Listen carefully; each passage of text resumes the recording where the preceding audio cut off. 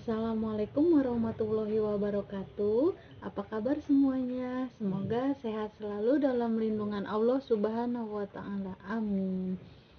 Baik, teman-teman, perkenalkan nama saya Siti Robiah Al-Adawiyah, prodi PG PAUD kelas 3B. Teman-teman, di sini saya akan memaparkan atau menjelaskan sedikit hasil resum makalah teknik pengembangan bahasa ekspresif dan produktif. Sebelumnya, di sini saya untuk memenuhi tugas mata kuliah perkembangan bahasa anak usia dini, dosen pengampu yaitu Ibu Nurdini Ferianti SPD MPD.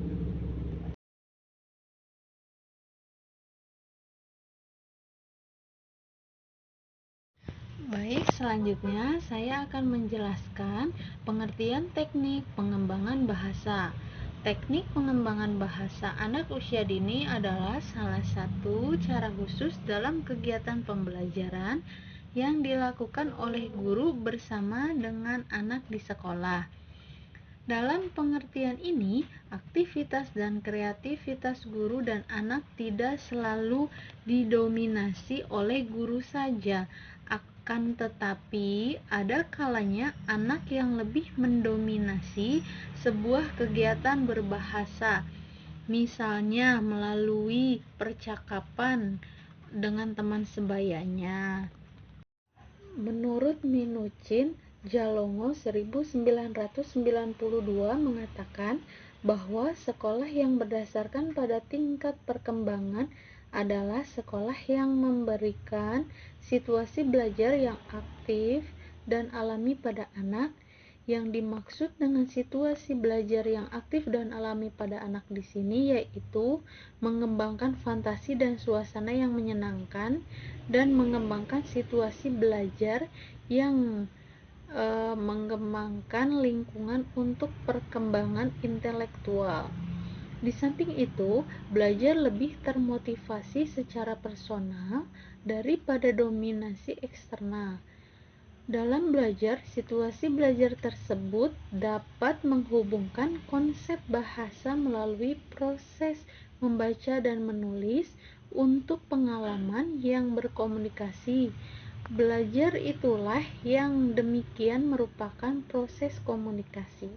Selanjutnya, saya akan menjelaskan B. Pengembangan bahasa produktif dan reseptif. Bahasa produktif adalah output atau hasil dari bahasa, yakni kemampuan untuk mengungkapkan keinginan dan kebutuhan anak melalui komunikasi verbal atau non-verbal. Komunikasi produktif adalah kemampuan untuk menyampaikan pikiran yang menggunakan bahasa secara masuk akal dengan tata bahasa yang benar.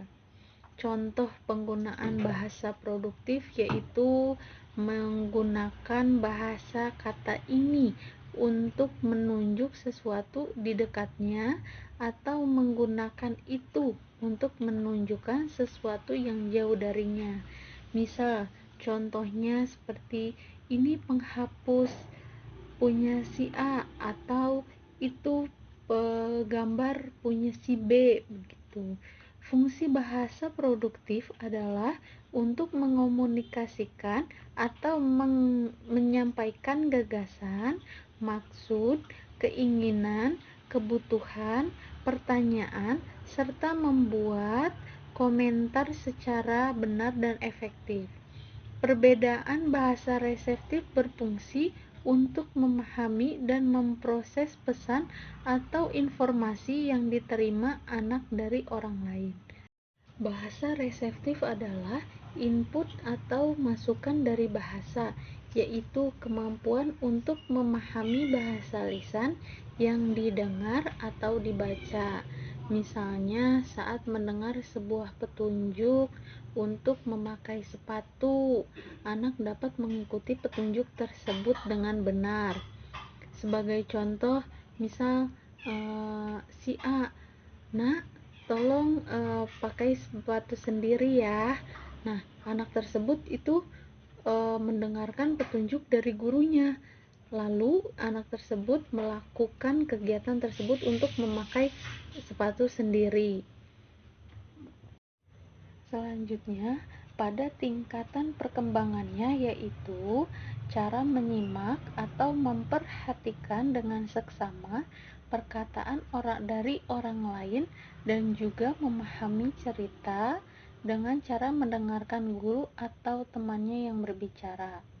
Lalu, mendengarkan cerita-cerita yang sederhana, menjelaskan atau melukiskan kembali isi dari cerita yang telah didengarkan dengan sederhana mungkin, serta menyebutkan peran dan tokoh-tokoh yang ada di dalam cerita.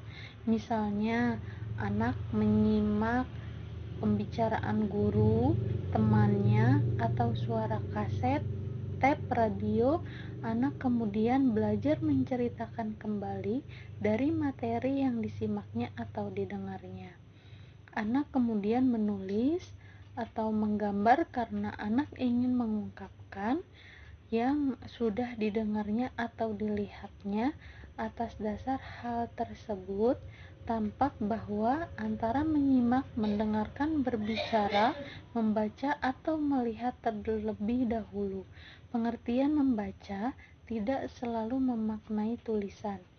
Misalnya, si anak itu mendengarkan gurunya mendongeng, lalu si anak tersebut menjelaskan kembali, oh iya, yang ada di buku dongeng itu ada tokoh-tokoh seperti ada kura-kura, ada si kancil, atau sebagainya. Banyak cara dapat dilakukan guru agar anak dapat mengembangkan keterampilan bahasanya sehingga anak mampu berbahasa sesuai dengan tingkatan usia perkembangannya. Oleh karena itu, pada dasarnya pengembangan bahasa anak lebih ditunjukkan kepada hal berikut. Yang pertama yaitu kesanggupan menyampaikan pikiran kepada orang lain. Yang kedua, mengembangkan perbendaharaan kata. Yang ketiga, menangkap pembicaraan orang lain dan keberanian untuk mengeluarkan pendapat.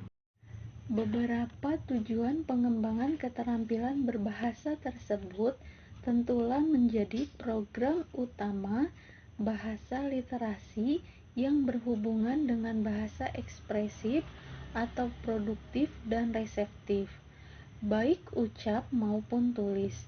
Seperti telah diuraikan di atas bahwa pengembangan bahasa ekspresif atau produktif meliputi berbicara dan menulis, sementara bahasa reseptif adalah mendengar atau menyimak dan membaca. Selanjutnya, metode atau pendekatan pembelajaran anak usia dini. Metode pendekatan yang dapat dipilih oleh guru dalam proses pembelajaran antara lain adalah A. Bercerita atau mendongeng, B. Permainan bahasa, C. Dramatisasi, D. Bercakap-cakap, E. Tanya jawab, F. Sandiwara boneka, G. Bermain peran, H. Karya wisata, I. Menceritakan kembali. Selanjutnya yaitu bercerita atau mendongeng. Mendongeng merupakan usaha yang dilakukan oleh pendongeng dalam menyampaikan isi perasaan, buah pikiran, atau sebuah cerita kepada anak-anak secara lisan. Di sini ada beberapa teknik mendongeng, yaitu guru perlu memiliki teknik mendongeng yang baik. Teknik mendongeng yang baik di samping dapat menarik minat anak, memberikan hiburan dongeng, juga menjadi sarana pendidikan yang efektif dan komunikatif. Bekal khusus pendongeng atau pengetahuan teknik mendongeng. Menurut Atmazaki dan Hasanuddin 1990. 1. Vokal atau pengucapan atau meniru suara. 2. Intonasi atau nada suara. 3. Penghayatan watak tokoh cerita. 4. Ekspresi 5. Gerak dan penampilan. 6. Kemampuan komunikatif. Selanjutnya yaitu bermain bahasa. Bermain adalah salah satu bentuk kegiatan yang dilakukan anak dengan penuh ekspresi dan dapat memberikan kesenangan, karena secara aktif, imajinatif, dan rekreatif, anak dapat mengekspresikannya dalam bentuk gerakan-gerakan spontan dengan penuh keceriaan.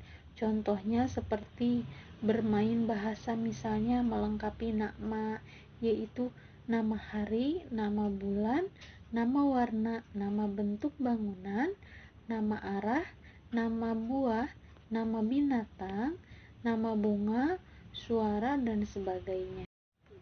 Yang terakhir yaitu dramatisasi. Dramatisasi merupakan kegiatan untuk memerankan suatu cerita atau lakon. Sebuah cerita dalam drama dapat dilakukan oleh sekelompok pemain, di mana masing-masing pemain mempunyai peran yang berbeda dalam upaya menumbuh kembangkan kemampuan bicara anak dan keberanian anak dalam berbicara. Bermain drama ini sangat cocok dilakukan pada anak sekolah, tidak jauh berbeda jika dibandingkan dengan sandiwara boneka, hanya dalam drama anak tidak menggunakan alat peraga boneka, namun dirinya lah yang jadi pemainnya. Pertunjukan wayang puppet show, membaca sajak, drama terskip, atau memperagakan situasi. Baik, itu saja penjelasan dan pemaparan dari saya. Kurang dan lebihnya mohon dimaafkan. Wassalamualaikum warahmatullahi wabarakatuh. Jangan lupa di like, subscribe, and comment.